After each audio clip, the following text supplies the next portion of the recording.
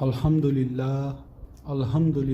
رب العالمین والعاقبۃ للمتقین والصلاة والسلام علی سید الانبیاء والمرسلین وآلہ الطیبین واصحابہ الطاہرین وعلی محی سنتہ شیخ معین الدین چشتی امام الطریقۃ والاولیاء کاملین اعوذ باللہ من الشیطان الرجیم بسم اللہ الرحمن الرحیم۔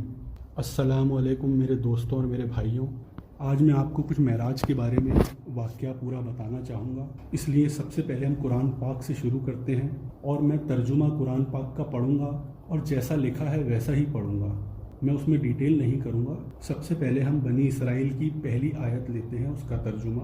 وہ ذات پاک ہے جو رات کے تھوڑے سے حصے میں اپنے بندے کو مسجد حرام سے مسجد اقصی تک لے گئی، جس کے گرد و نواں کو ہم نے بابرکت بنا دیا ہے تاکہ ہم اس کو اپنی نشانیاں دکھائیں، بے شک وہی خوب سننے والا خوب دیکھنے والا ہے۔ اب میں ترجمہ پڑھوں گا سورۃ النجم کی 1 سے 18 کا۔ قسم ہے روشن ستارے محمد صلی اللہ علیہ وسلم کی جب وہ نیچے اترے، تمہیں صحبت سے نوازنے والے نہ راہ بھولے اور نہ راہ سے بھٹکے، اور وہ خواہش سے کلام نہیں کرتے، ان کا ارشاد سراسر وہی ہوتا ہے جو انہیں کی جاتی ہے۔ ان کو بڑی قوتوں والے رب نے علم سے نوازا جو حسن مطلق ہے، پھر اس نے ظہور کا ارادہ فرمایا اور وہ سب سے اونچے کنارے پر تھے، پھر وہ قریب ہوا، پھر اور زیادہ قریب ہو گیا، پھر 2 کمانوں کی مقدار فاصلہ رہ گیا یا اس سے بھی کم رہ گیا، پس اس نے اپنے عبد کی طرف وحی فرمائی جو وحی فرمائی۔ دل نے اس کے خلاف نہیں جانا جو آنکھوں نے دیکھا، کیا تم ان سے اس پر جھگڑتے ہو کہ جو انہوں نے دیکھا، اور بے شک انہوں نے تو اس کو دوسری مرتبہ دیکھا، سدرۃ المنتہا کے قریب، اسی کے پاس جنت الماوا ہے۔ جب نور حق کی تجلیات صدر کو ڈھانپ رہی تھی جو کہ سایہ فگن تھی، ان کی آنکھ نہ کسی اور طرف مائل ہوئی اور نہ حد سے بڑی، بے شک انہوں نے اپنے رب کی بڑی نشانیاں دیکھی۔ یہ آپ کو میں نے قرآن پاک سے معراج کے بارے میں بتایا۔ اب میں آپ کو اولیاء کا بتایا ہوا پورا بتاتا ہوں معراج کا واقعہ۔ حمد و ثنا کے لائق وہ رب العالمین ہے جس نے اپنے محبوب محمد مصطفیٰ احمد مجتبیٰ صلی اللہ علیہ وآلہ وسلم کو شب معراج میں وہ مقام عینیت عطا فرمایا جو نہ کبھی کسی نبی مرسل نے پایا، نہ ملائکہ مقربین کے ہاتھ آیا۔ اللہ کے حبیب اپنے مقام عینیت میں وحدہ لا شریک سے واصل ہوئے، جہاں ذات مطلق کے سوا کچھ نہ تھا۔ جب سرور دو جہاں عالم بالا پر تشریف فرما ہوئے تو چھوڑا اپنے نفس کو اور آگے بڑھے، چھوڑا اپنے دل مطہر کو سدرۃ المنتہا پر اور آگے بڑھے، پھر چھوڑا ارواح اقدس کو کعبہ قوسین پر او ادنا کے مقام پر، پس باقی رہا رب اس کا،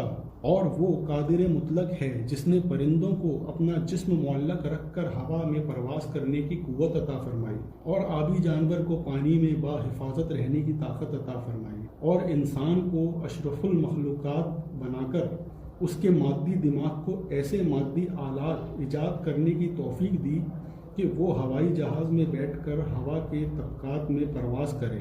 اور اپنے مادی جسم کو ہوا میں معلق رکھ کر عجائبات قدرت کا تماشا دکھائے، اور برسوں کا راستہ دنوں میں طے کرے، حیرت میں ڈالے۔ صرف یہی نہیں بلکہ اس قادر مطلق نے مادیات سے بالاتر روحانی قوت بھی اشرف المخلوقات کو عطا کر کے اس کو بنا کسی مادی آلہ کے یہ سب کچھ چند ساتوں میں طے کرنے کی توفیق عطا فرمائی،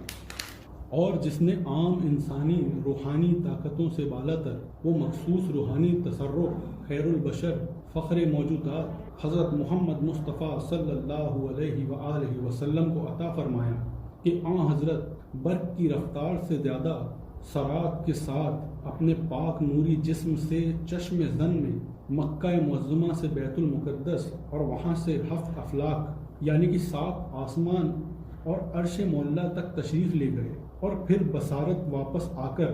اپنے بستر پر رونق افروز ہوئے۔ مذکور ہے کہ اس مبارک رات یعنی شب معراج میں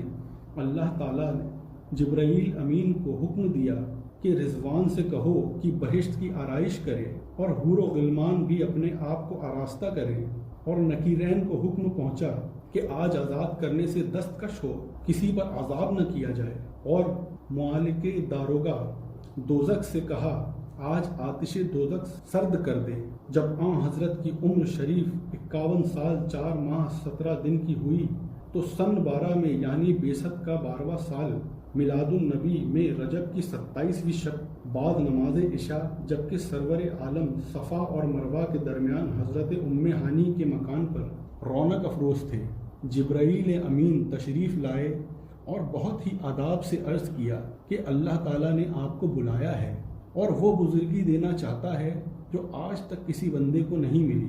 جو کہ طریقت و معرفت ہے، اور نہ کسی نے کانوں سے سنی، نہ آنکھوں سے دیکھی، اور نہ کبھی کسی کے دل میں اس کا خطرہ گزرا۔ یہ سن کر خواجہ عالم نے طہارت کا کس فرمایا ہی تھا کہ رضوان نے بہشت سے 2 ابریق آب کوثر سے بھرے ہوئے لائے اور لا کر پیش کیے، اور سرور عالم نے ان سے غسل فرمایا، بعد غسل ہلا نور زیبتن فرمایا اور امامہ سر مبارک پر رکھا۔ جبرائیل نے چادر نورانی اڑائی اور خواجہ عالم علیہ الصلاۃ والسلام کا دشت مبارک تھامے ہوئے بیت الحرام میں لائے، اور وہاں آپ نے آب زمزم سے تازہ وضو کیا، بعد ازاں طواف وداع کیا، پھر مقام ہجر کے حتیم کے پاس ہے تھوڑی دیر آرام فرمایا۔ دوران استراحات جبرائیل و میکائیل علیہ السلام نے خواجہ عالم علیہ السلام کو بیدار کیا اور چوتھی مرتبہ صدر مبارک ناف تک چاک کیا اور دل مطہر کو چاک کر کے اس میں انوار اور حکمت اور عرفان بھر دیے اور پھر اپنے مقام پر رکھ دیا۔ بعد ازاں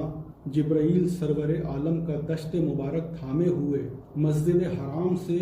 مکہ میں تشریف لائے۔ یہاں میکائیل اور اسرافیل علیہ السلام ایک بہت بڑی فرشتوں کی فوج ساتھ لیے کھڑے ہوئے تھے۔ سرور عالم ارشاد فرماتے ہیں کہ انہوں نے مجھ کو سلام کیا اور تعظیم بجا لائے، میں نے سلام کا جواب دیا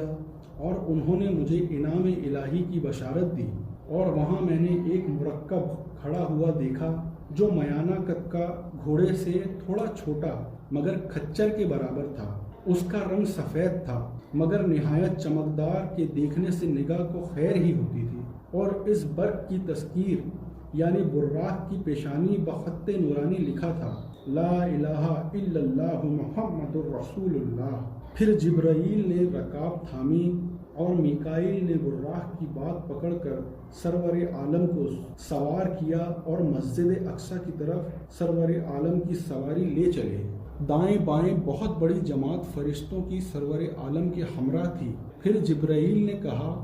یا محمد صلی اللہ علیہ وآلہ وسلم، اگر کوئی راستے میں پکارے تو التفات نہ فرمائیے گا، نہ کچھ جواب دیجیے گا۔ خواجہ عالم صلی اللہ علیہ وآلہ وسلم فرماتے ہیں کہ جب میں تھوڑی دور چلا تو کسی نے داہنی طرف سے آواز دے کر کہا یا محمد جلدی نہ کرو، تم راہ بھول گئے ہو، مگر میں ملتفت نہ ہوا۔ پھر بائیں جانب سے آواز آئی مگر اس پر بھی میں نے التفات نہ کیا۔ پھر بڑھیا عورت عمدہ لباس اور زیورات سے آراستہ میرے سامنے آئی اور کہنے لگی یا محمد ذرا ٹھہرو تو آپ سے راز کی بات کروں۔ میں نے اس طرف نظر نہ کی اور براق کو بعجلت آگے بڑھا دیا۔ جب جبرائیل ملے تو میں نے سب حال دریافت کیا۔ جبرائیل نے کہا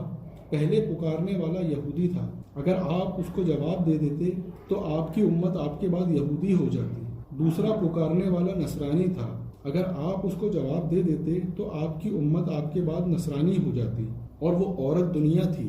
اگر آپ اس کی طرف توجہ کرتے تو آپ کی امت آخرت کو چھوڑ کر دنیا اختیار کر لیتی۔ پھر سرور عالم وہاں سے آگے تشریف لے گئے۔ طور سینا پر پہنچے، جبرائیل امین نے کہا یہاں 2 رکعت نماز پڑھیں، کیونکہ اس متبرک جگہ پر حضرت موسیٰ علیہ السلام سے باتیں کی تھی اللہ نے۔ پھر وہاں سے بیت علم میں پہنچے جو حضرت موسیٰ علیہ السلام کی پیدائش گاہ ہے۔ اس مقام پر بھی جبرائیل کے اشارے سے سرور عالم نے 2 رکعت نماز پڑھی، پھر وہاں سے حضرت بیت المقدس میں تشریف فرما ہوئے۔ یہاں تمام فرشتوں نے آسمان سے اتر کر السلام علیک یا نبی الاولین والآخرین کہا۔ سبحان الذی اسری بعبدہ لیلا من المسجد الحرام الی المسجد الاقصی الذی بارکنا حولہ، یعنی پاک ہے وہ اللہ جس نے سیر کرائی اپنے بندے کو ایک شب میں مسجد حرام سے مسجد اقصی کی طرف اور برکت دی اس کے گرد۔ اس کے بعد سرور عالم مسجد اقصی کے اندر تشریف لے گئے اور تمام انبیاء علیہ السلام کی روحیں وہاں جمع ہوئیں۔ سب نے کہا السلام علیک یا نبی الاولین والآخرین۔ پھر تمام نبیوں اور ملائکہ کے ساتھ سرور عالم نے 2 رکعت نماز پڑھی اور ان کی امامت کی۔ سرور عالم فرماتے ہیں کہ میں نے پہلی رکعت میں سورہ فاتحہ اور علم تری کیف، دوسری رکعت میں سورہ فاتحہ کے بعد لیلا فی قریشن۔ پھر جب نماز سے فراغت ہوئی تو خاص انبیاء نے اللہ تعالیٰ کی حمد و ثنا کی۔ حمد ہے اس خدا کی جس نے مجھ کو اپنی دوستی میں قبول کیا اور مجھے پیشوا اور امام بنایا اور ذات واحد کو امتا کہا اور مجھے ملک اضافی فرما کر اور نمرود کی آگ سے بچایا۔ پھر حضرت موسیٰ علیہ السلام نے کہا حمد و ثنا ہے اس خدا کی جس نے مجھ کو اپنا کلیم کیا اور 7 معجزے عطا فرمائے، یعنی ایک معجزہ پتھر مارا جس سے 12 چشمے پانی کے نکلے، دوسرا میری امت پر من و سلوہ بھیجا، تیسرے ابر سے سایہ بخشا، چوتھا دریا میں راستہ عطا کیا، پانچواں فرعون اور اس کی قوم کو ہلاک کیا، چھٹا جس نے مجھ پر توریت نازل فرمائی، اور 7واں میری امت کے حق میں نازل فرمایا یا وہ نبی الحق و بیزلون۔ پھر داؤد علیہ السلام نے کہا حمد و ثنا ہے اس خدا کی جس نے علم زبور کا دیا اور اپنے کرم سے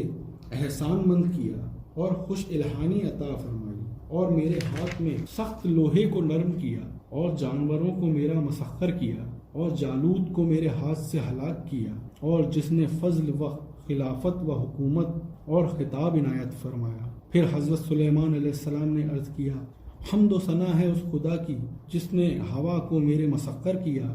اور دیو پری کے گروہ کو میرا فرما بردار کیا، اور جس نے جانور کی بولی سمجھانے کا علم دیا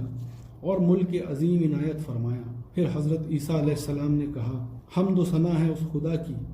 جس نے مجھ کو اپنا کلمہ اور اپنی روح فرمایا اور آدم کی طرح بنا باپ کے پیدا کیا اور بطن مادر میں اپنی کتاب سکھائی، اور توریت، زبور اور انجیل میں جو خزانہ مخفی تھے مجھ کو دیے، اور میرے دم میں جان ڈالنے کی تاثیر دی، اور میرے ہاتھ میں شفا رکھی کہ میرے چھونے سے بیمار اچھے ہوتے تھے، اور مجھ کو آسمان پر بلا کر سب آلائشوں سے پاک کیا، اور مجھ کو اور میری ماں کو شیطان کے شر سے محفوظ رکھا۔ اس کے بعد خاتم المرسلین شفیع المذنبین حضرت محمد مصطفیٰ احمد مجتبی صلی اللہ علیہ وآلہ وسلم نے فرمایا کہ جب سب انبیاء خدا کی حمد و ثنا سے فارغ ہوئے تو میں نے بھی اللہ تعالیٰ کی حمد و ثنا کی۔ حمد و ثنا اس خدا کی جس نے مجھ کو تمام عالم کے لیے رحمت لکھا اور کل خلائق کی ہدایت کے لیے مامور فرمایا، اور سب کے واسطے بشیر اور نذیر کیا، اور قرآن جس میں ہر چیز کا بیان ہے مجھ پر نازل فرمایا، اور میری امت کو بہترین امم کیا، اور سب کے واسطے مجھے وسط عدل کیا، اور اول و آخر صفات میری بیان فرمائی، اور میرا سینہ کھول دیا اور دل کے خطرات دور کیے، اور میرے نام کو بلندی بخشی، وَرَفَعْنَا لَكَ ذِكْرَكَ، اور مجھے فاتح اور خاتم کہا، جس نے تمام زمین کے میدانوں کو میرے واسطے مسجد کیا، اور تمام زمین کی خاک کو حکم پانی کا دیا، اور فتوحات، ہدایہ اور غانیان مجھ کو کرامت فرمائے، اور خواتین سورہ بقرہ سے مکرم کیا، اور سورہ فاتحہ کی اذانی فرمائی، اور مجھ پر علم توحید اور بیان قرآن کا بہت آسان کیا، اور ملائکہ میری مدد کو پہنچے، اور توبہ کا دروازہ قیامت تک کے لیے میری امت کے لیے کھلا رکھا، اور مجھے حوض کوثر دیا، اور مجھ کو گناہ کبیرہ کی شفاعت میں ذخیرہ قبولیات دعا کا عنایت کیا۔ سبحان اللہ، سبحان اللہ، سبحان اللہ، سبحان اللہ۔ سرور عالم نے ارشاد فرمایا کہ جب میں نے یہ خطبہ تمام کیا